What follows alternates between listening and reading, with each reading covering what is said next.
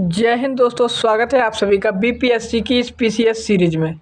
दोस्तों, बिहार पीसीएस की ये प्रारंभिक परीक्षा है जो घटना चक्र है 2023 का लेटेस्ट पूर्वालोकन, उसको आज हम हल कर रहे हैं, जिसमें दोस्तों प्रीवियस सारे क्वेश्चन दे रखे हैं। और इस क्लास में आज हम करने वाले हैं दोस्तों आधुनिक भारत का इतिहास। आधुनिक भारत का इतिहास जो दोस्तों काफ़ी महत्वपूर्ण रहता है और काफ़ी सारे प्रश्न हैं, लगभग 400 क्वेश्चन है प्रीवियस ईयर के क्वेश्चन, जिससे आपका हर तरीक़ा से हर क्वेश्चन कंप्लीट हो जाएगा। तो आपको ये क्लास लास्ट तक देखनी है।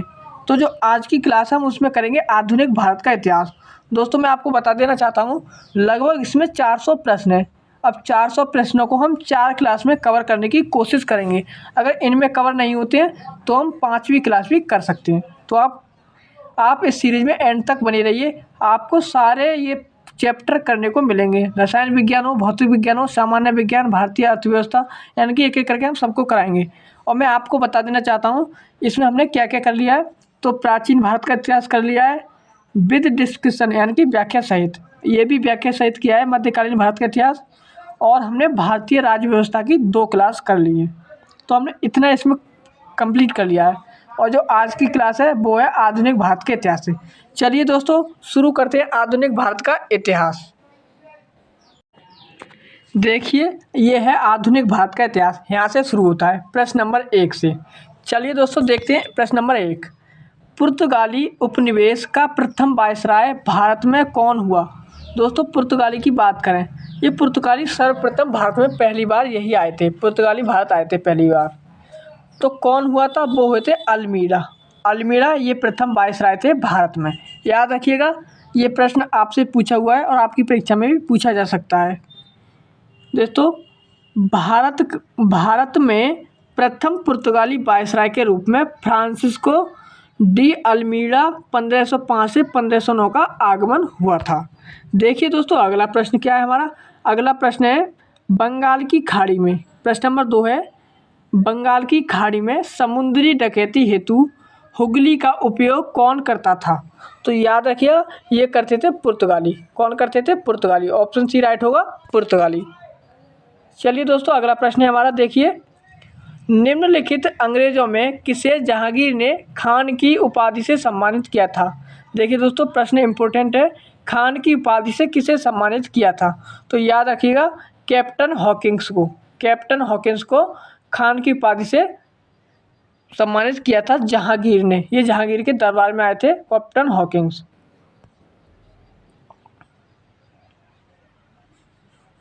दोस्तों, अगला प्रश्न देखिए, प्रश्न नंबर 4 है भारत में 1612 ईस्वी में अंग्रेजों ने अपनी पहली फैक्ट्री कहाँ स्थापित की?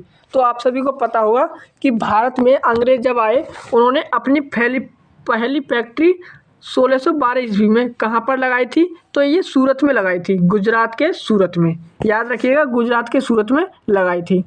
देखिए दोस्तों, अगला प्रश्न क्या है इसमें? अगला प्रश्न है प्रश्न नंबर 5। किस मुगल शासक के समय में सर थॉमस रो भारत आया था? सर थॉमस रो ये भारत किसके समय आए थे? तो याद रखिएगा, जहांगीर के समय आए थे। किसके समय? जहांगीर के समय। ऑप्शन सी राइट हो जाएगा, जहांगीर। देखिए दोस्तों, सर थॉमस रो ब्रिटेन के राजा जेम्स प्रथम के दूत के रूप में सितंबर 1615 ईस्वी में सूरत पहुंचा तथा जनवरी 1616 में वह अजमेर में मुगल शासक जहांगीर के दरबार में उपस्थित हुआ।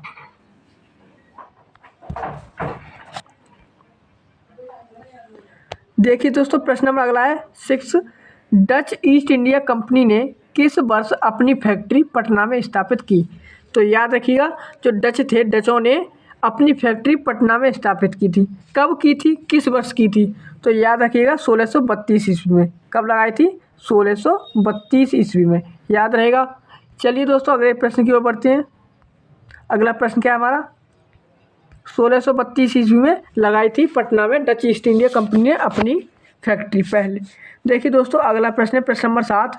निम्नलिखित में से प्रथम कर्नाटक युद्ध का कौन सा तत्कालिक कारण था? दोस्तों, प्रथम कर्नाटक युद्ध, ये दोस्तों प्रथम कर्नाटक युद्ध 1746 से 48 के बीच हुआ था।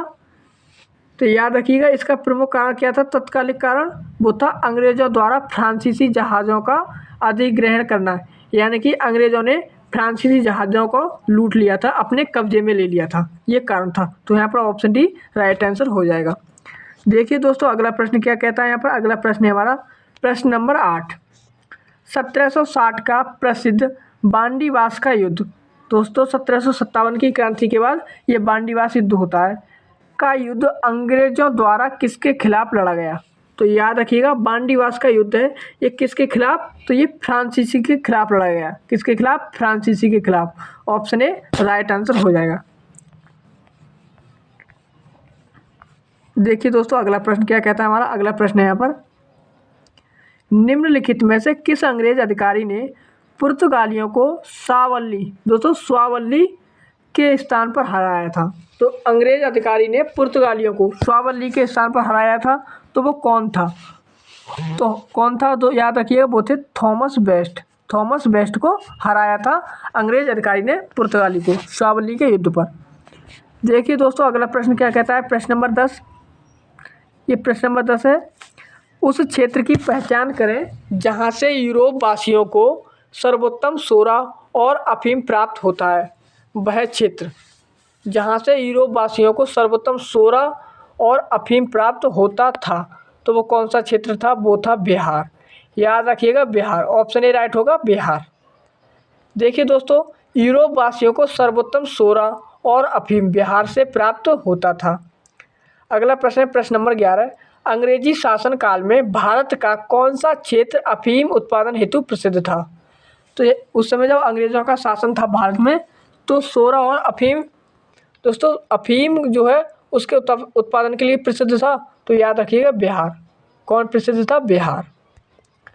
देखिए दोस्तों इलाहाबाद की संधि के बाद रॉबर्ट क्लाइव ने मुर्शिदाबाद का उप दीवान किसे बनाया था? तो इलाहाबाद की संधि हुई थी, उसके बाद रॉबर्ट क्लाइव ने मुर्शिदाबाद का जो दीवान था वो किसे बनाया था? तो याद रखिएगा वो दीवान किसे बनाया था? तो वो दीवान बनाया था मोहम्मद रजा खान को। ऑप्शन ए राइट आंसर हो जाएगा मोहम्मद रजा खान। याद रखिएगा मोहम्मद रजा खान को। इलाहाबाद की संधि कब हुई थी? तो आप बताइएगा इलाहाबाद की संधि कब हुई थी? तो इलाहाबाद की दूसरी संधि 1765 ईस्वी में हुई थी। याद रखिएगा दोस्तों। अगला प्रश्न है प्रश्न नंबर 13 है, सम्राट शाह आलम द्वितीय ने ईस्ट इंडिया कंपनी को बंगाल, बिहार तथा उड़ीसा की दीवानी प्रदान की थी। तो उड़ीसा की दीवानी किसे कब प्रदान की गई थी? तो ये 12 अगस्त 1765 को, जब इलाहाबाद की संधि होती है तब 12 अगस्त 1765 को सम्राट शाह आलम द्वितीय ने जो अंग्रेज़ों को बंगाल और बिहार और उड़ीसा की दीवानी प्रदान कर दी थी 1765 को 12 अगस्त को, जब दूसरी इलाहाबाद की संधि होती है। देखिए अगला प्रश्न है, मुग़ल बादशाह बहादुर शाह जफ़र के बारे में कहा जाता था कि उसके साम्राज्य की सीमा थी। तो ये दोस्तों प्रश्न कैसा है? विवादित है। अब विवादित प्रश्न है तो हम इसको व्याख्या से देखने की प्रयास करते हैं और समझते हैं। चलिए दोस्तों देखिए, बहादुर शाह जफ़र के बारे में नहीं बल्कि मुग़ल शासक शाह आलम द्वितीय के बारे में फारसी भाषा में यह कहावत प्रसिद्ध थी कि सल्तन ए शाह आलम अज दिल्ली ता पालम, अर्थात शाह आलम के काल में मुग़ल साम्राज्य सिकुड़ते सिमटते दिल्ली के लाल किले से पालम गांव तक रह गया था। बिहार लोक सेवा आयोग ने इस प्रश्न को निरस्त कर दिया था, तो हम इसके प्रश्न का कोई उत्तर नहीं निकाल सकते। चलिए दोस्तों आगे प्रश्न देख लेते हैं। आगे काफ़ी सारे प्रश्न हैं। ये दोस्तों आधुनिक भारत का इतिहास है, काफ़ी ज़्यादा क्वेश्चन है और ये प्रश्न आपके बहुत ही इम्पोर्टेंट है। देखिए रणजीत सिंह ने सुप्रसिद्ध कोहिनूर हीरा प्राप्त किया था। तो सुप्रसिद्ध कोहिनूर हीरा रणजीत सिंह ने किससे प्राप्त किया था? शाह शुजा से। शाह शुजा से। ऑप्शन ए राइट आंसर हो जाएगा शाह शुजा से। देखिए अगला प्रश्न है, टीपू सुल्तान। प्रश्न नंबर 16 है,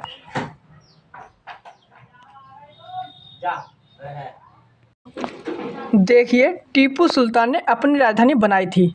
तो याद रखिएगा टीपू सुल्तान ने श्रीरंगपट्टनम में अपनी राजधानी बनाई थी। देखिए अगला प्रश्न क्या है। अगला प्रश्न है, अंग्रेज़ों ने श्रीरंगपट्टनम की संधि किसके साथ की थी?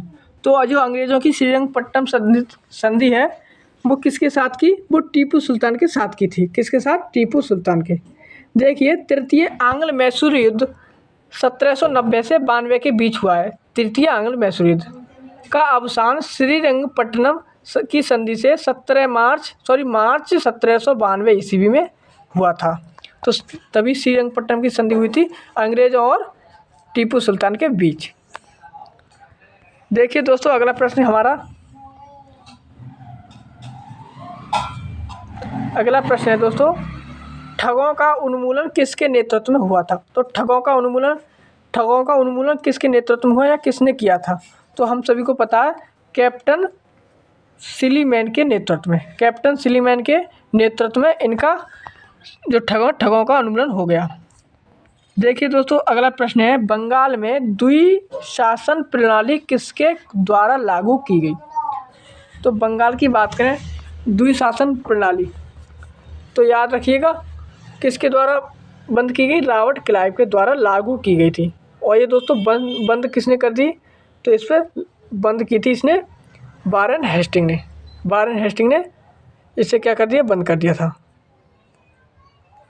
देखिए दोस्तों, अगला प्रश्न क्या है, द्वैध शासन का जनक किसे माना जाता है? तो द्वैध शासन का जनक सर लियोनेल कर्टिस को माना जाता है द्वैध शासन का जनक।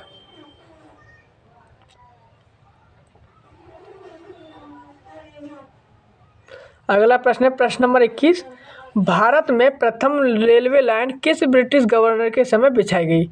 तो आप सभी को पता है, भारत की पहली रेल लॉर्ड डलहौजी के काल में चली थी। तो ऑप्शन ए राइट आंसर हो जाएगा, लॉर्ड डलहौजी। देखिए दोस्तों, अगला प्रश्न है, मुंगेर का बहरिया ताल विरोध का उद्देश्य क्या था? तो मुंगेर का बहरिया ताल विरोध का उद्देश्य क्या था? तो ये था बकासत भूमि की वापसी की मांग, ये उसका उद्देश्य था। देखिए दोस्तों, अगला प्रश्न है, 1857 में भारत का गवर्नर जनरल कौन था? जब 1857 की क्रांति होती है तब भारत का गवर्नर जनरल कैनिंग थे। कौन थे दोस्तों? कैनिंग, याद रखिएगा, कैनिंग। ऑप्शन सी राइट यहाँ पर आंसर हो जाएगा। देखिए दोस्तों, अगला प्रश्न है, अंग्रेजी भारतीय सेना में चर्बी वाले कारतूसों से चलने वाली एनफील्ड राइफल कब शामिल की गई थी? तो ये कब शामिल की गई थी अंग्रेजी भारतीय सेना में? तो याद रखिएगा, दिसंबर 1856 में शामिल की गई थी, दिसंबर 1856 में। इसी के बाद 1857 की क्रांति होती है। देखिए दोस्तों, अगला प्रश्न है, प्रश्न नंबर 25, 1857 के विद्रोह का नेतृत्व बिहार में किसने किया? तो 1857 के विद्रोह का नेतृत्व बिहार में किसने किया? ये किया था दोस्तों कुंवर सिंह ने। किसने किया था बिहार का नेतृत्व? कुंवर सिंह ने किया था। अगला प्रश्न है, जगदीशपुर के किस व्यक्ति ने 1857 के विप्लव में क्रांतिकारियों का नेतृत्व किया? तो जगदीशपुर के किस व्यक्ति ने 1857 की विप्लव में क्रांतिकारियों का नेतृत्व किया? जगदीशपुर की बात हो रही है, तो याद रखिए कुंवर सिंह ने किया था। किसने किया था? कुंवर सिंह ने। देखिए दोस्तों, कुंवर सिंह राजा थे। अगला प्रश्न है, प्रश्न नंबर 28, कुंवर सिंह राजा थे तो ये कहाँ के राजा थे? कुंवर सिंह जगदीशपुर के राजा थे। कहाँ के राजा थे? जगदीशपुर के। याद रहेगा, ऑप्शन सी राइट हो जाएगा, जगदीशपुर। अगला प्रश्न है दोस्तों, प्रश्न नंबर 29, देखो 1857 के विद्रोह के एक नेता कुंवर सिंह ने किस स्थान से संबंधित थे? तो कुंवर सिंह किस स्थान से संबंधित थे? अभी देख कर आए हैं, ये जगदीशपुर से थे। कहाँ से थे? जगदीशपुर, बिहार से। देखिए दोस्तों, अगला प्रश्न है, प्रश्न नंबर 30, कुंवर सिंह अंग्रेजों के खिलाफ 1857 के विद्रोह में किस जगह शामिल हुए? तो 1857 के विद्रोह में किस जगह शामिल हुए कुंवर सिंह? तो ये हुए थे आरा में, जो दोस्तों बिहार में है आरा, वहाँ पर ये शामिल हुए थे।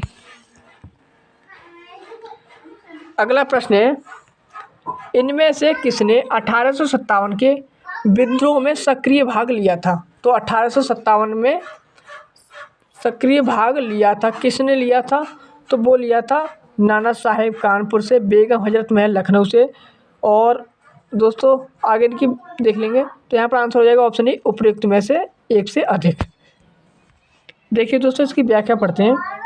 ईस्ट इंडिया कंपनी के राजनीतिक, आर्थिक, सामाजिक तथा धार्मिक कारणों के फलस्वरूप 1857 का विद्रोह प्रारंभ हुआ। लखनऊ में इस विद्रोह का प्रारंभ जून 1857 में हुआ। यहाँ पर इस विद्रोह का नेतृत्व बेगम हजरत महल ने किया। कानपुर में इस विद्रोह का नेतृत्व नाना साहेब के द्वारा फैजाबाद में किया गया था। तो यहाँ पर मैंने ऊपर वाले 2 ऑप्शन आपको बता दिए।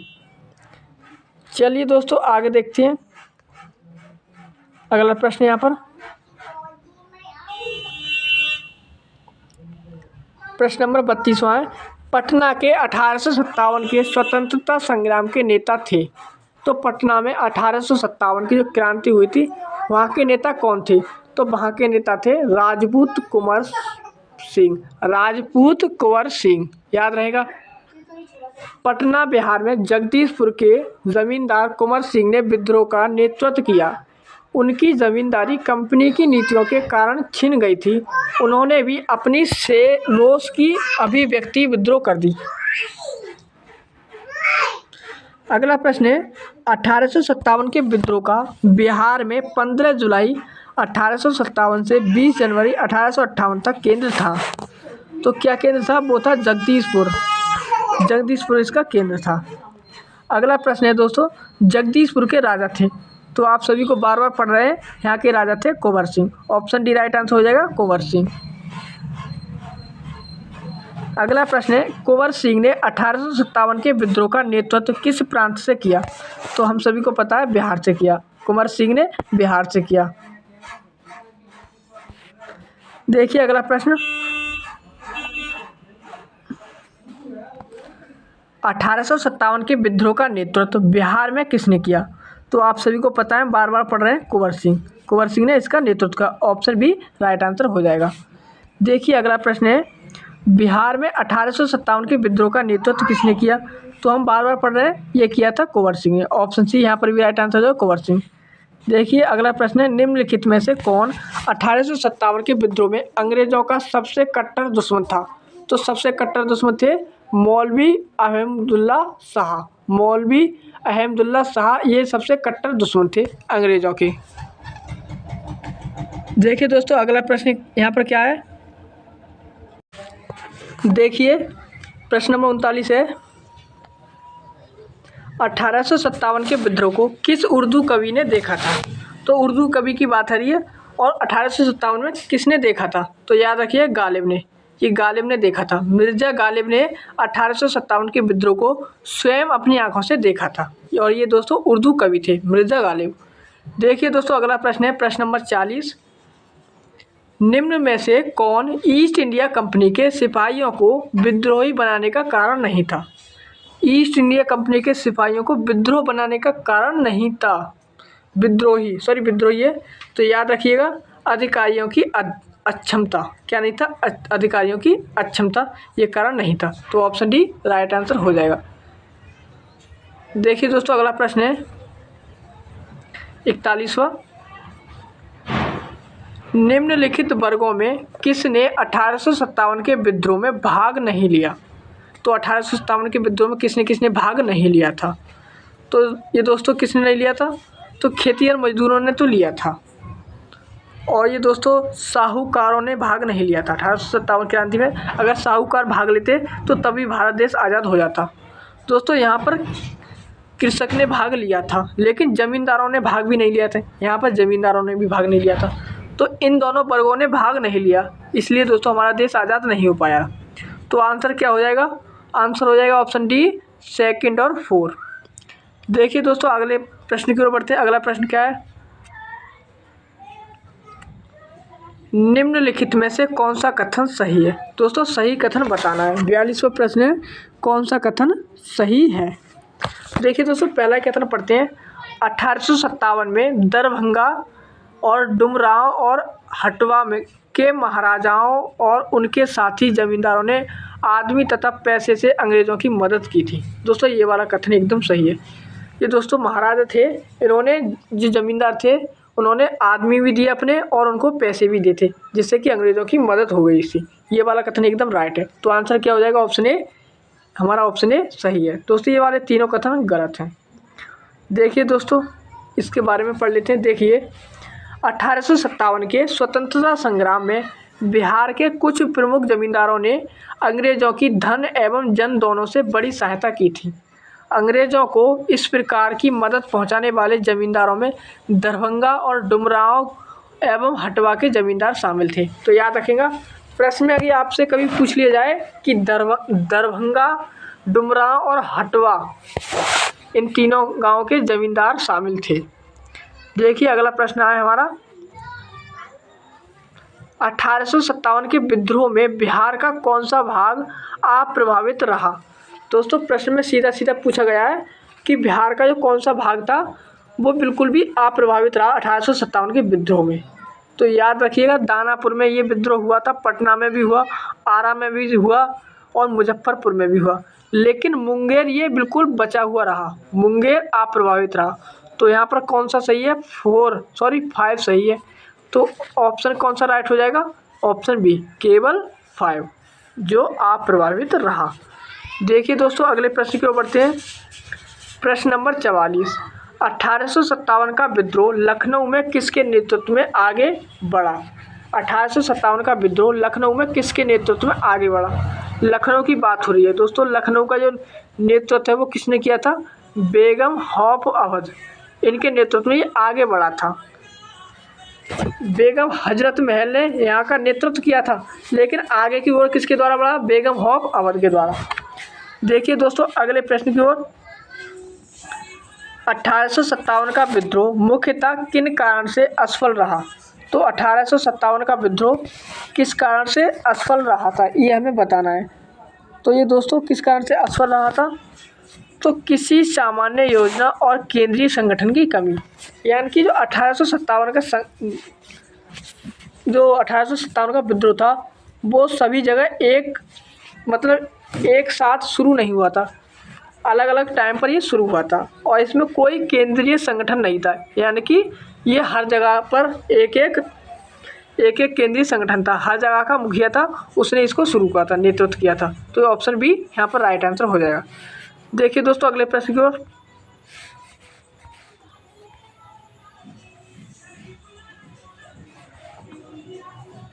देखिए विचार कीजिए, 46वां प्रश्न है, विचार कीजिए, कथन और कारण। 1857 में प्रथम स्वतंत्रता संग्राम ब्रिटिश सरकार से स्वतंत्रता प्राप्त करने में असफल रहा था। तो हम सभी को पता है कि 1857 में जो विद्रोह हुआ था उसमें हम आज़ाद नहीं हो सके। तो ये वाला तो सही हो जाए। आज़ाद क्यों नहीं हो सके इसको भी देख लेते हैं। बहादुर शाह जफर के नेतृत्व को जन सहयोग नहीं मिला, यानी कि जो जन सहयोग है वो नहीं मिला था। एकदम दोस्तों यहाँ तो बात सही है। अधिकांश महत्वपूर्ण रियासतों के शासक उनका साथ देने में कतरा गए। दोस्तों ये भी ठीक है। तो ये कथन हो गए, ये कारण हो गए, दोनों सही है। जब दोनों सही है तो आंसर क्या हो जाएगा, ऑप्शन ए, का और का सत्य है, का की सही स्पष्टीकरण भी करता है। देखिए 47वां प्रश्न है, महारानी विक्टोरिया ने भारतीय प्रशासन को ब्रिटिश ताज के नियंत्रण में लेने की घोषणा कब की थी। तो ब्रिटिश ताज के नियंत्रण में लेने की घोषणा कब की थी, तो याद रखिएगा ये की थी 1857 के विद्रोह के बाद। 1857 के विद्रोह के बाद 1 नवंबर 1858 में की थी। याद रखिएगा 1 नवंबर 1858 में। फिर यहाँ से ईस्ट इंडिया कंपनी का जो शासन था वो हट गया, फिर दोस्तों ब्रिटिश का शासन हो गया डायरेक्ट महारानी का। देखिए दोस्तों अगला प्रश्न है 48वां, 1857 के विद्रोह के बाद ब्रिटिश सरकार ने सिपाहियों को इन प्रांतों से चयन किया। जो 1857 के बाद विद्रोह के बाद ब्रिटिश सरकार ने सिपाहियों को इन प्रांतों से चयन किया था। कहाँ से चयन किया था, तो एक तो गोरखा से, फिर सिख और पंजाबी उत्तर प्रांत से। गोरखा, सिख एवं पंजाबी उत्तर प्रांत से इन्होंने फिर अपने सिपाहियों को चयनित किया, यानी कि भर्ती किए थे। देखिए दोस्तों अगला प्रश्न है 49वां, निम्नलिखित में से किसने 1857 के विद्रोह को एक षड्यंत्र की संज्ञा दी है। 1857 का विद्रोह एक षड्यंत्र था। इसकी व्याख्या किसने की है, किसने कहा है कि यह एक षड्यंत्र था। तो ये कहा था सर जेम्स आउटरम एवं डब्ल्यू ट्रेलर ने, सर जेम्स आउटरम एवं डब्ल्यू ट्रेलर ने कहा था। तो ऑप्शन ए राइट आंसर हो जाएगा। देखिए अगला प्रश्न है 1857 के विद्रोह को किसके द्वारा प्रथम भारतीय स्वतंत्रता संग्राम के रूप में वर्णित किया गया।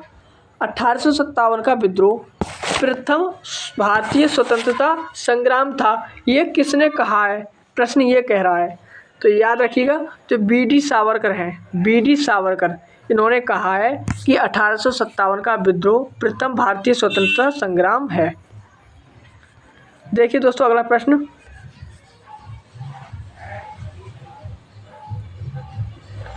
51वां, निम्नलिखित में से कौन सा आयोग 1857 के विद्रोह दमन के बाद भारतीय फौज के नव संगठन से संबंधित है। 1857 के विद्रोह के बाद, तो याद रखिएगा पील आयोग, ऑप्शन बी राइट आंसर हो जाएगा, पील आयोग, ऑप्शन बी। देखिए दोस्तों अगला प्रश्न है नील विद्रोह किसके बारे में था। प्रश्न नंबर 52, नील विद्रोह किसके बारे में था। तो नील विद्रोह यह एक रैयत नील की खेती नहीं रहना चाह रहे थे, पर उनसे एक अमान्य मूल पर जबरदस्ती करवाई जा रही थी। ये दोस्तों नील विद्रोह था, यानी कि जो रैयत थे वो नील की खेती नहीं करना चाह रहे थे, पर उनसे एक अमान्य मूल पर जबरदस्ती यह खेती करवाई जा रही थी। तो ऑप्शन सी राइट आंसर यहाँ पर हो जाएगा, ऑप्शन सी। अगला प्रश्न है 53वां, नील कृषकों की दुर्दशा पर लिखी गई पुस्तक नील दर्पण के लेखक कौन है। दोस्तों नील दर्पण के लेखक, ये प्रश्न आपसे कभी कभी पूछ लिया जाता है, नील दर्पण के लेखक, तो हमें अक्सर इसका आंसर पता होता है। इसका आंसर है दीनबंधु मित्र, ऑप्शन बी राइट आंसर हो जाएगा, दीनबंधु मित्र। याद रखिएगा नील दर्पण ये दीनबंधु मित्र की पुस्तक है, डायरेक्ट आपसे प्रश्न में पूछ लिया जाता है। अगला प्रश्न है वह प्रथा जिसके तहत किसान स्वयं भूमि का मालिक होता और सरकार को भू राजस्व के भुगतान के लिए जिम्मेदार माना जाता, वो कौन सी प्रथा चलाई गई थी, जहाँ पर दोस्तों ये जो किसान थे वो भूमि के खुद मालिक थे और भू राजस्व का भुगतान में स्वयं करते थे। तो याद रखिएगा उसे रैयत प्रथा कहते थे, रैयतवाड़ी प्रथा। तो ऑप्शन बी राइट आंसर हो जाएगा, रैयतवाड़ी। अगला प्रश्न है प्रश्न नंबर 55, पागल पंथ की स्थापना किसने की थी। पागल पंथ की स्थापना, तो याद रखिए इसकी स्थापना की थी करम शाह ने, करम शाह ने इसकी स्थापना की थी, ऑप्शन बी राइट आंसर हो जाएगा, करम शाह। देखिए प्रश्न नंबर 56 है फराजी कौन थे। याद रखिएगा फराजी कौन थे। फराजी यह हाजी शरीयतुल्लाह के अनुयायी थे, हाजी शरीयतुल्लाह के अनुयायी थे फराजी। तो ऑप्शन ए राइट आंसर हो जाएगा, हाजी शरीयतुल्लाह के अनुयायी। देखिए अगला प्रश्न आ गया, फरेजी आंदोलन की शुरुआत किसने की थी। प्रश्न नंबर 57 है, फरेजी आंदोलन की शुरुआत किसने की। तो याद रखिएगा फरेजी आंदोलन की शुरुआत हाजी शरीयतुल्लाह ने की थी, हाजी शरीयतुल्लाह ने। देखिए प्रश्न नंबर 58 है 58, कूका आंदोलन को किसके संगठित किया था। कूका आंदोलन को किसने संगठित किया था। तो याद रखिएगा गुरु राम सिंह ने, गुरु राम सिंह के द्वारा कूका आंदोलन को संगठित किया गया, चलाया गया था। अगला प्रश्न है 59वां, 1875 के दक्कन के दंगों को तत्कालिक कारण था।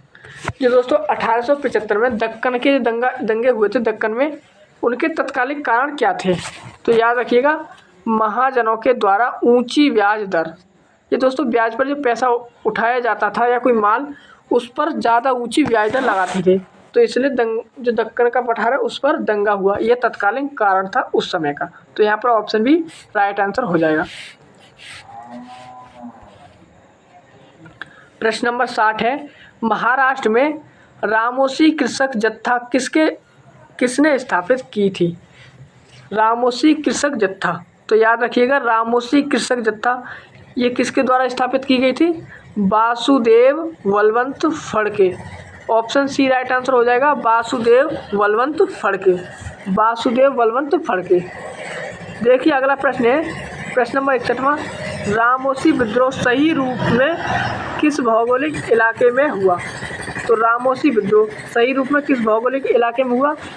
तो याद रखिएगा, यह हुआ था पश्चिमी घाट में। कहाँ पर हुआ था? पश्चिमी घाट में। अगला प्रश्न है, बघेरा विद्रोह कहाँ हुआ था? दोस्तों बघेरा विद्रोह, ये हुआ था बड़ौदा में। बड़ौदा में हुआ था बघेरा विद्रोह। बड़ौदा गुजरात में हुआ था बघेरा विद्रोह। अगला प्रश्न है, मानव बलि प्रथा का निषेध करने के कारण अंग्रेजों के विरुद्ध विद्रोह करने वाली जनजाति का नाम? मानव बलि प्रथा, ये दोस्तों मानव बलि प्रथा का जो निषेध करने वाले कारण अंग्रेजों के विरुद्ध विद्रोह करने वाली जनजाति कौन सी थी? तो याद रखिएगा, उसका नाम है खोंड। दोस्तों खोंड जनजाति में मानव की बलि दी जाती, नरबलि। यहाँ पर नरबलि की एक प्रथा थी, तो इस प्रथा को अंग्रेजों ने बंद कर दिया था। तो दोस्तों इसके खिलाफ एक विद्रोह किया था खोंड जनजाति ने। किसने किया था? खोंड जनजाति ने विद्रोह किया था। अगला प्रश्न है दोस्तों 64वां, छोटा नागपुर जनजाति विद्रोह कब हुआ था? तो छोटा नागपुर जनजाति विद्रोह, ये दोस्तों विवादित प्रश्न है आयोग के द्वारा। तो इसके बारे में व्याख्या पढ़ते हैं और देखते हैं क्या इसका आंसर होगा। छोटा नागपुर जनजाति विद्रोह के नाम से कोई विद्रोह नहीं हुआ है, फिर भी इस क्षेत्र में हुए विद्रोह की एक लंबी श्रृंखला है जिसे अलग अलग नामों से जाना जाता है। दिए गए विकल्प में कोई भी तिथि किसी भी विद्रोह का सही समय नहीं है। इस क्षेत्र में हुआ कोल विद्रोह, ये दोस्तों कोल विद्रोह 1831 से 1832, संताल विद्रोह 1855-56 में तथा मुंडा विद्रोह 1899। अतः कोई भी विकल्प यहाँ पर सही नहीं होगा। अगला प्रश्न है दोस्तों 65वां, 1855 ईस्वी में संथाल ने किस अंग्रेज कमांडर को हराया? संताल विद्रोह, ये दोस्तों 1855-56 में हुआ था। तो संथालों ने किस अंग्रेज कमांडर को हरा दिया था? तो वो थे मेजर बारो। मेजर बारो ये संथालों से हार गए थे। तो ऑप्शन सी राइट आंसर हो जाएगा, मेजर बारो। देखिए दोस्तों अगला प्रश्न है प्रश्न नंबर 66, 1855 में संथाल विद्रोह का नेतृत्व किसने किया था? तो संथाल विद्रोह का नेतृत्व ये सिदो और कानू ने किया था। सिदो और कानू, ऑप्शन ए राइट आंसर हो जाएगा, सिदो और कानू। देखिए दोस्तों अगला प्रश्न आ गया, मुंडाओं ने विद्रोह खड़ा किया था। दोस्तों मुंडा जनजाति है, उसने कौन सा विद्रोह खड़ा किया था और कब किया था? तो 1895 में इन्होंने एक विद्रोह खड़ा किया था। तो ऑप्शन डी राइट आंसर हो जाएगा, 1895। देखिए मुंडा आदिवासियों का विद्रोह 1899 में 1900 ईस्वी के बीच हुआ। इनका नेतृत्व बिरसा मुंडा ने किया। मुंडा जाति में सामूहिक खेती का प्रचलन था, लेकिन जागीरदारों, ठेकेदारों, बनियों और सूदखोरों ने सामूहिक खेती की परंपरा पर हमला बोला। मुंडा सरदार 30 वर्ष तक सामूहिक खेती के लिए लड़ते रहे, किंतु विकल्प में निकटतम उत्तर 1895 दिया है, इसलिए विकल्प डी सही होगा। 1895 ईस्वी में बिरसा ने अपने आप को भगवान का दूत घोषित किया था। देखिए उलूग गुलान विद्रोह किससे जुड़ा था? अगला प्रश्न है प्रश्न नंबर 18, उलगुलान विद्रोह किससे जुड़ा है? तो उलगुलान विद्रोह यह जुड़ा है बिरसा मुंडा से। किससे जुड़ा है? बिरसा मुंडा से। तो ऑप्शन डी राइट आंसर हो जाएगा, बिरसा मुंडा। अगला प्रश्न है 69, बिरसा मुंडा कार्य क्षेत्र कौन सा था? तो बिरसा मुंडा कार्य क्षेत्र ये था अलीपुर। तो ऑप्शन डी राइट आंसर हो जाएगा, अलीपुर। अगला प्रश्न है प्रश्न नंबर 70, 1899 में 1900 ईस्वी की मुंडा क्रांति का नेतृत्व कौन था?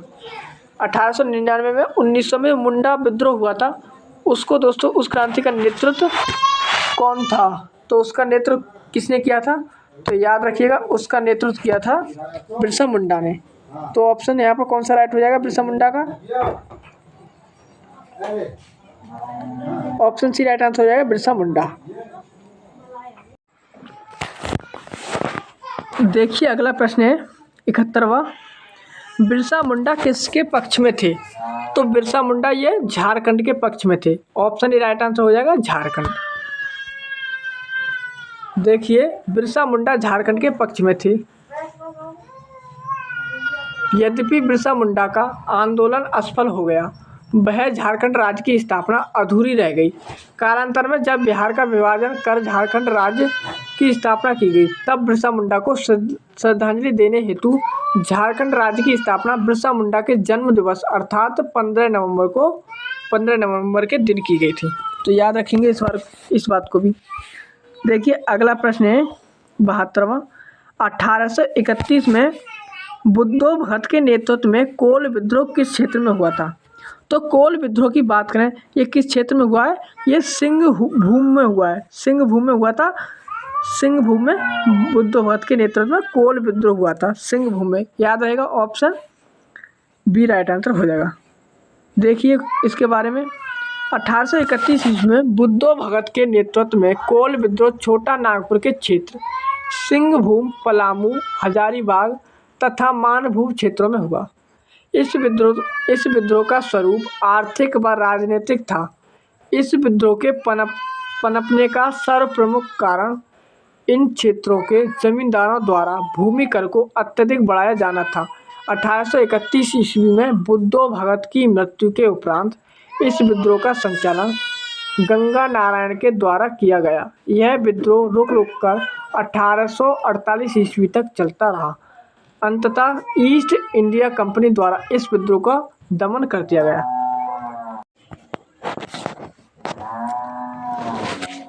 अगला प्रश्न है, हौज विद्रोह हुआ था। तो दोस्तों, हौज विद्रोह ये 1820-21 में हुआ था। 1820-21 में हौज विद्रोह हुआ था। याद रखिएगा इसकी डेट। हौज विद्रोह 1820-21 में हुआ, जिसका केंद्र संथाल परगना था। याद रखिएगा, इसका केंद्र भी संथाल परगना था। देखिए अगला प्रश्न है हमारा 74वां। किस स्थान पर आदिवासियों ने अंग्रेजों के खिलाफ विद्रोह किया? तो अंग्रेजों के खिलाफ विद्रोह किस आदिवासियों ने किया था, किस स्थान पर? तो दोस्तों यहाँ पर कई ऑप्शन हो सकते हैं। तो यहाँ पर उपयुक्त में से कोई नहीं, उपयुक्त में से एक से अधिक। तो यहाँ पर ई आंसर हो जाएगा। देखिए इसके बारे में देख लेते हैं, प्रश्न के बारे में, ऐसे नहीं छोड़ेंगे। यहाँ पर छोटा नागपुर की हो एवं मुंडा जनजाति। दोस्तों, हो एवं मुंडा जनजातियों ने 1820 से 22 ईस्वी तथा पुनः 1831 ईस्वी में ब्रिटिश सेना को चुनौती दी थी। इस क्षेत्र में इस कारण 1837 ईस्वी तक अशांति व्याप्त रही। सिंध के जनजातियों ने भी लगातार अंग्रेजों के विरुद्ध विद्रोह किया था। देखिए दोस्तों, 75वां प्रश्न क्या कह रहा है? इनमें से किसने अंग्रेजी ईस्ट इंडिया कंपनी के कंट्रोल के खिलाफ बगावत नहीं की? दोस्तों, ऐसा कौन है जिसने दोस्तों ईस्ट इंडिया कंपनी के कंट्रोल के खिलाफ बिल्कुल भी बगावत नहीं की? तो वो कौन थे? वो थे हैदराबाद के निज़ाम। ऑप्शन बी राइट आंसर होगा, हैदराबाद के निज़ाम। देखिए, हैदराबाद के निज़ाम को छोड़कर उपयुक्त सभी विजयनगरम के राजा, तमिलनाडु के पोलीगार तथा त्रावणकोर के दीवान वेलुथम्पी ने ब्रिटिश ईस्ट इंडिया कंपनी के नियंत्रण के खिलाफ विद्रोह किया था। देखिए दोस्तों, अगला प्रश्न है 76वां। बंकिम चंद्र चटर्जी के आनंद मठ में किस विद्रोह का उल्लेख है? तो आनंद मठ में किस विद्रोह का उल्लेख है? वो है दोस्तों सन्यासी का विद्रोह। जो सन्यासी विद्रोह है, इसका उल्लेख किया गया है, जो बंकिम चंद्र चटर्जी के द्वारा लिखी गई ग्रंथ है आनंद मठ। तो ऑप्शन ए राइट आंसर यहाँ पर हो जाएगा। दोस्तों, अगला प्रश्न है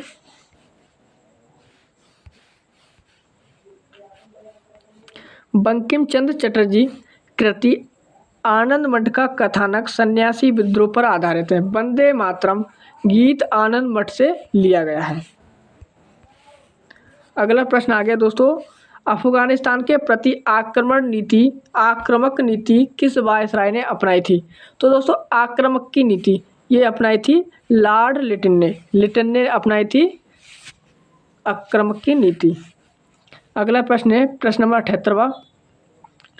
1878 का वर्नाक्यूलर प्रेस एक्ट किसने रद्द किया था? तो 1878 का जो वर्नाक्यूलर प्रेस एक्ट है, वो किसने रद्द किया था? लॉर्ड रिपन ने हटा दिया था। देखिए इसके बारे में, अगला प्रश्न है 79, स्थायी बंदोबस्त किसके साथ किया गया था? तो स्थायी बंदोबस्त की बात करें, ये जमींदारों के साथ हुआ था, जमींदारों के साथ। अगला प्रश्न है बिहार में परमानेंट सेटलमेंट लागू करने का कारण था। जो दोस्तों बिहार है, वहाँ पर परमानेंट सेटलमेंट लागू करने का क्या कारण था? तो वो कारण था भू राजस्व का राजस्व निर्णय करना। भू राजस्व का राजस्व निर्णय करना, ऑप्शन सी राइट आंसर हो जाएगा। अगला प्रश्न है दोस्तों इसका, रैयतवाड़ी व्यवस्था सर्वप्रथम कहाँ लागू की गई थी? तो रैयतवाड़ी व्यवस्था जो सर्वप्रथम लागू की गई थी वो की गई थी मद्रास में। तो रैयतवाड़ी व्यवस्था मद्रास में सबसे पहली बार लगाई गई। देखिए रैयतवाड़ी के बारे में, रैयतवाड़ी व्यवस्था सर्वप्रथम मद्रास प्रेसिडेंसी में अलेक्जेंडर रीड के द्वारा 1792 ईस्वी में तमिलनाडु के 12 महल क्षेत्र में लागू किया गया। इसके बाद यह व्यवस्था बम्बई प्रेसिडेंसी में भी लागू हुई। टॉमस मुनरो का संबंध रैयतवाड़ी व्यवस्था से है। याद रखिएगा, इस प्रश्न में अगर आपसे पूछ लिया है कि रैयतवाड़ी व्यवस्था किसने लागू की थी, तो ये टॉमस मुनरो ने। किसने लागू की थी? टॉमस मुनरो ने। देखिए अगला प्रश्न आ गया, रिक्त स्थान की पूर्ति कीजिए। खालिस्तान में, खाली स्थान है ये दोस्तों, में बंगाल और बिहार में भूमि पर किराएदारों के अधिकारों को बंगाल किराएदारी अधिनियम द्वारा दिया गया था। तो ये दोस्तों कौन सा अधिनियम था? वो था 1885 का अधिनियम। ऑप्शन ए राइट आंसर हो जाएगा 1885। अगला प्रश्न है दोस्तों, सत्यार्थ प्रकाश की रचना की गई थी। सत्यार्थ प्रकाश की रचना ये किसने की थी? ये की थी स्वामी दयानंद सरस्वती ने। ऑप्शन डी राइट आंसर हो जाएगा, स्वामी दयानंद सरस्वती। देखिए अगला प्रश्न है हमारा, अमृत बाजार पत्रिका की स्थापना किसने की थी? तो अमृत बाजार पत्रिका, तो अमृत बाजार पत्रिका की स्थापना किसने की थी? तो यह की थी शिशिर कुमार घोष ने। ऑप्शन डी राइट आंसर हो जाएगा, शिशिर कुमार घोष। शिशिर कुमार घोष ने की थी अमृत बाजार पत्रिका की स्थापना। देखिए दोस्तों अगला प्रश्न, निम्न अखबारों में से कौन सा मुख्यतः उदारवादियों की नीतियों का प्रचारक था? तो कौन सा अखबार था जो उदारवादी नीतियों का प्रचारक था? तो वो था leader. Option B right answer हो जाएगा, लीडर। देखिए फ्री प्रेस जर्नल एक न्यू एजेंसी थी। यंग इंडिया एक साप्ताहिक पत्रिका थी जिसे महात्मा गांधी प्रकाशित करते थे। लीडर समाचार पत्र के संपादक मदन मोहन मालवीय थे। मालवीय उदारवादी दल के नेता थे। इसके माध्यम से उदारवादी अपनी नीतियों का प्रचार करते थे। तो याद रखिएगा, जो लीडर समाचार पत्र था इसके संपादक मदन मोहन मालवीय थे। याद रखिएगा, लीडर के मदन मोहन मालवीय थे। अगला प्रश्न है दोस्तों, 19वीं शताब्दी के धर्म एवं समाज सुधारक आंदोलनों ने जनसंख्या के किस वर्ग को मुख्यतः आकर्षित किया था? तो जनसंख्या का वो कौन सा वर्ग था? ये तो दोस्तों बुद्धिजीवी, यानी कि जो ज्ञानी लोग थे, बुद्धिजीवी। नगरीय एवं उच्च जाति, इनको भी प्रभावित किया था। निर्धन एवं सर्वधारण वर्ग, इनको भी इन्होंने क्या किया? प्रभावित किया। उदार रजवाड़े, इनको प्रभावित नहीं किया था। तो आंसर क्या हो जाएगा? Option C 1, 2, 3। Option C right answer हो जाएगा 1, 2, 3। देखिए 19वीं शताब्दी के धार्मिक एवं समाज सुधारक आंदोलनों का भारत के इतिहास में विशेष स्थान है। इसने जहां एक ओर धार्मिक एवं सामाजिक सुधारों का आह्वान किया, वहीं दूसरी ओर इसने भारत के अतीत को उजागर कर भारतवासियों के मन में आत्मसम्मान और आत्मगौरव की भावना जगाने की कोशिश की। इसने बुद्धिजीवी, नगरीय उच्च जातियों एवं निर्धन सर्वधारण वर्ग को अपनी ओर आकर्षित किया था। देखिए अगला प्रश्न है, भारतीय पुनर्जागरण आंदोलन के पिता कौन थे? तो भारतीय पुनर्जागरण आंदोलन के पिता कौन थे? वो थे राजा राममोहन राय। ये हम सभी को पता है और अच्छे से पता है, इसे हम बार बार भी रिवीजन करते हैं, पढ़ते हैं। देखिए दोस्तों अगला प्रश्न है, पहले इसकी व्याख्या देख लेते हैं। राजा राममोहन राय को भारतीय पुनर्जागरण का पिता, भारतीय राष्ट्रवाद का पैगंबर, अतीत और भविष्य के मध्य सेतु, भारतीय राष्ट्रवाद का जनक, आधुनिक भारत का पिता, प्रथम आधुनिक पुरुष तथा युगदूत कहा जाता है राजा राममोहन राय को। देखिए दोस्तों, प्रश्न नंबर 88 है, निम्नलिखित में से कौन आत्मीय सभा के संस्थापक थे? तो आत्मीय सभा के संस्थापक हम सभी को पता है राजा राममोहन राय थे। कौन थे? राजा राममोहन राय। अगला प्रश्न है, ब्रह्म समाज की स्थापना हुई थी कौन सी वर्ष में हुई थी? ये दोस्तों ब्रह्म समाज की स्थापना लगभग की थी 1828 में हुई थी। तो इसमें कोई सा भी ऑप्शन नहीं है, तो यहाँ पर ये प्रश्न विवादित रहा है। हम इसकी व्याख्या पढ़ेंगे और ये देखेंगे इसका आंसर क्या होगा। राजा राममोहन राय ने 20 अगस्त 1828 को ब्रह्म समाज नाम से एक नए समाज की स्थापना की, जिसे आगे चलकर ब्रह्म समाज के नाम से जाना गया। इस समाज ने मूर्ति पूजा का विरोध किया और एक ब्रह्मा की पूजा का उपदेश दिया। यह ऐसे लोगों की जमात थी जो ईश्वर की एकता में विश्वास करते थे और मूर्ति पूजा से अलग रहते थे। इस नवीन धर्म में सामाजिक रीति रिवाजों एवं धार्मिक कर्मकांडों के लिए कोई स्थान नहीं था। ब्रह्म समाज ने रंग, वर्ण अथवा मत एवं विचार किए बिना मानव मात्र के प्रति प्रेम तथा जीवन की उच्चतम विधि के रूप में मानवता की सेवा पर बल दिया। दिए गए विकल्पों में से कोई सा भी विकल्प ठीक नहीं है, सही नहीं है। अगला प्रश्न है 90, राजा राममोहन राय द्वारा ब्रह्म समाज की स्थापना की गई। तो ब्रह्म समाज की स्थापना ऑप्शन सी राइट होगा 20 अगस्त 1828 ईस्वी में। देखिए, सती गैर कानूनी किसने घोषित किया था, यानी कि सती प्रथा को किसने बंद किया? तो ये किसने बंद किया था? विलियम बेंटिंग ने। ऑप्शन बी राइट आंसर होगा विलियम बेंटिंग। देखिए, लॉर्ड विलियम बेंटिंग ने दिसंबर 1829 ईस्वी में नियम 17 द्वारा सती प्रथा पर प्रतिबंध लगा दिया। प्रारंभ में यह कानून केवल बंगाल प्रेसिडेंसी में लागू किया गया, परंतु 1830 ईस्वी में इसे बम्बई और मद्रास प्रेसिडेंसियों में भी लागू किया गया। तो याद रखिएगा, 1829 ईस्वी में लॉर्ड विलियम बेंटिंग ने सती प्रथा पर प्रतिबंध लगा दिया गया था बंगाल में, और 30 के बाद फिर यह दोस्तों बम्बई और मद्रास में भी लागू हुआ। अगला प्रश्न है, प्रार्थना समाज के संस्थापक कौन थे? तो प्रार्थना समाज के संस्थापक आत्माराम पांडुरंग। ऑप्शन ए होगा आत्माराम पांडुरंग।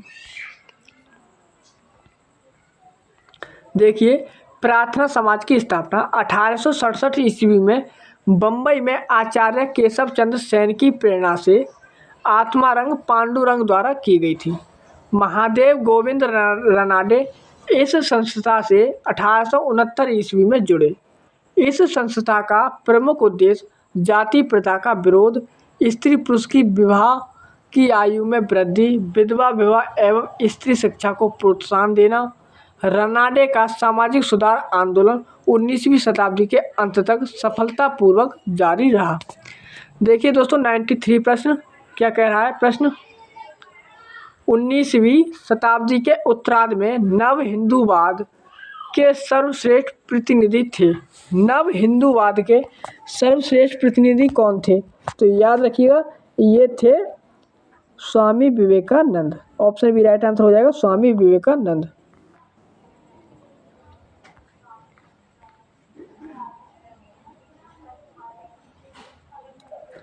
देखिए, इनमें से किसने 1893 में शिकागो में आयोजित धर्म संसद में भाग लिया था? ये दोस्तों अमेरिका में शिकागो में जो सम्मेलन हुआ था तो उसमें भाग लिया था। किसने लिया था? स्वामी विवेकानंद जी ने। ऑप्शन बी राइट आंसर हो जाएगा स्वामी विवेकानंद। देखिए, अगला प्रश्न है, स्वामी विवेकानंद ने रामकृष्ण मिशन की स्थापना की थी। तो स्वामी विवेकानंद जी ने रामकृष्ण मिशन की स्थापना की थी, और ये दोस्तों 1897 ईस्वी में की थी। कब की थी? 1897 में, 1897 में। अगला प्रश्न है दयानंद सरस्वती द्वारा स्थापित है। तो दयानंद सरस्वती ने आर्य समाज की स्थापना की थी। ऑप्शन बी राइट आंसर होगा आर्य समाज।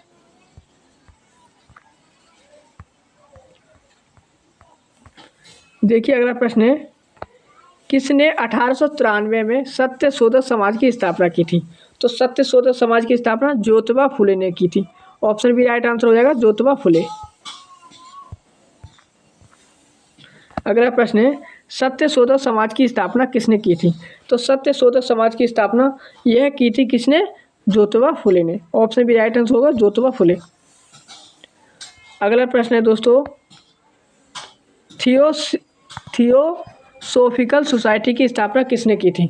तो थियोसोफिकल सोसाइटी की स्थापना यह की थी मैडम HP ब्लावेटस्की HP ब्लावेटस्की ने की थी थियोसोफिकल सोसाइटी की स्थापना। अगला प्रश्न है दोस्तों प्रश्न नंबर 100 भारतीय राष्ट्रीय कांग्रेस की प्रथम महिला अध्यक्ष कौन थी। तो भारतीय राष्ट्रीय कांग्रेस की प्रथम महिला अध्यक्ष थी Shrimati Annie Besant. Option B right answer हो जाएगा श्रीमती एनी बेसेंट। दोस्तों इस क्लास में हमने 100 प्रश्नों को पूरा कर लिया। तो आज की क्लास तक हम यहीं तक रखते हैं कि हमारे 100 प्रश्न पूरे हो गए। हर क्लास में हम 100 प्रश्नों को पूरा करेंगे। आप क्लास के एंड तक बने रहिएगा और अगली क्लास को भी देखिएगा। उसके लिए देखने के लिए हमारे चैनल को सब्सक्राइब कर लीजिएगा और क्लास को एक लाइक कर दीजिएगा। चलिए दोस्तों इस क्लास को यहीं तक रखते हैं, मिलेंगे अगली क्लास में। तब तक के लिए जय हिंद जय भारत।